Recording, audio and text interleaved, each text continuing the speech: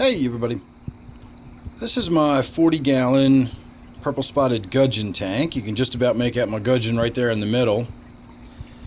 And if you'll notice, the water level is a little low.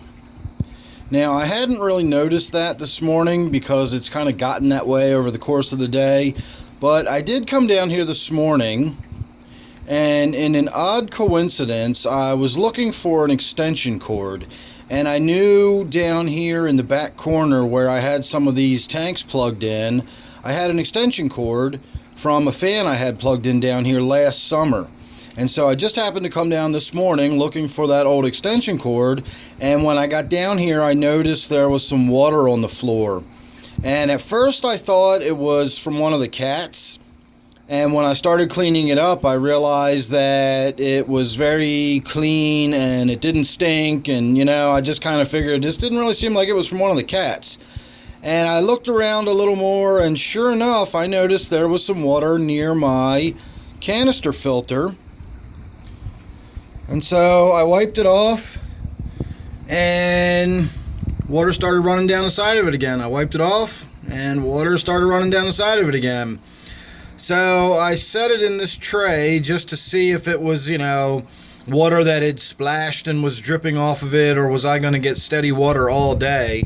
And I'm assuming you can see that. I know we're in low light over here. I had to turn the main overhead light off to cut down on glare. But that's maybe 6 hours worth of leaking over here. So there you go. That 303B, that's a small one. That's not the standard 304B that most people have. That's a 303B, and I have two of those. I have one on this 40-gallon tank, and then I have one on my brackish tank, which is also a 40 breeder. I think they move 375 gallons per hour as opposed to the 525 gallons per hour that the 304 moves. But whatever the cause is, I've got a leak out of one side of this. I'm also having an issue with one in my gourami tank. That's the 304B, and I'm getting a little bit of leakage when I pump on it. I'm not entirely sure what's going on with that filter, but I have bought a new one to replace it. And we'll be doing a video on that one here in the near future. Whenever I get around to doing a water change on that, we're going to swap the filters out too. Even though it's not currently leaking, I may just check and find out if I've got a bad O-ring or I've knocked an O-ring loose or something. It may be as simple as that. Again, it only leaks when I was pumping on it. This one is just steady leaking all throughout the day. I doubt that it's so clogged up and so dirty on the inside that it's actually causing it to overflow and leak or something.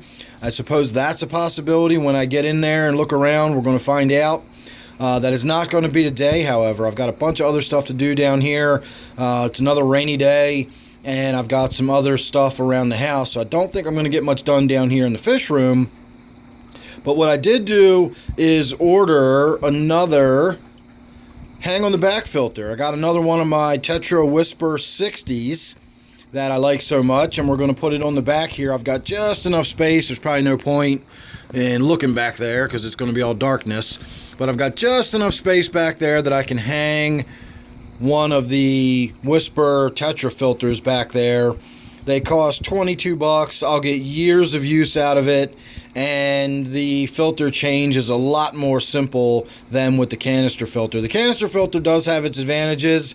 I like being able to just kind of leave it alone and forget about it. I like the volume of water it moves. I like being able to have the spray bar in there.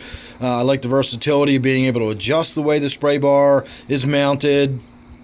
Canister filters definitely have their advantages, but they've also got their disadvantages. They're a pain in the butt when you want to do a filter change. If you neglect your filter change, that's fine, but the stuff is still in your tank. It's still getting dirty. So the hang on the back filters make it really easy to just pop those pads out, slap some new ones in. You can do that while the water's draining on your water change. In fact, I will often change filters more often with my hang on the back filters than I will do water changes. I'll just notice that the filters are looking a little clogged up, and I'll just do a filter change real quick. It takes 2 seconds. So this tank doesn't have a lot of bioload in it. I don't have a lot of messy fish in it or anything. So that 60 gallon volume hang on the back is going to work just fine in this tank. In fact, I used to have one on this tank, but I swapped it out and put that filter you just saw on here. I really need to get in here and do a water change too, so we'll be doing that in the next couple days when I get my new filter. You can see all those dead leaves in the back. They're just kind of rotting and hanging out and just floating in the tank. So I'm going to get in there, vac all that stuff out, probably get in there and clear out a bunch of that Java fern. So check the description below. You'll see my email. I will have Java fern available for sale along with the water sprite that I always have for sale.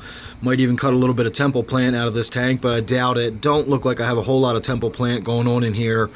But I've just about always got Java fern and water sprite for sale. If you're interested, again, check my Gmail down in the description below. But otherwise, give me a couple days and we'll be back on this tank. I'll be getting in there and doing some work on it. We'll get this filter swapped out and we will have to figure out what's causing that little bit of leakage right there. You can definitely see this tray is collecting water though. So alright everybody, that was my quick look at the tank. As I said, I got in here to do a little bit of that. I will be in here a little bit later feeding everybody. Don't know whether I'll be able to get any video done of that or not, but we'll see. So make sure you subscribe, that way you won't miss anything no matter what it is. You never know what it's going to be with me. And then don't forget, of course, this one here is my Black Ghost knife fish tank. I'm sorry, this one is my purple spotted gudgeon tank. I always get these confused. They're both 40-gallon breeders. So thanks again for watching, and I'll see you real soon in the next one.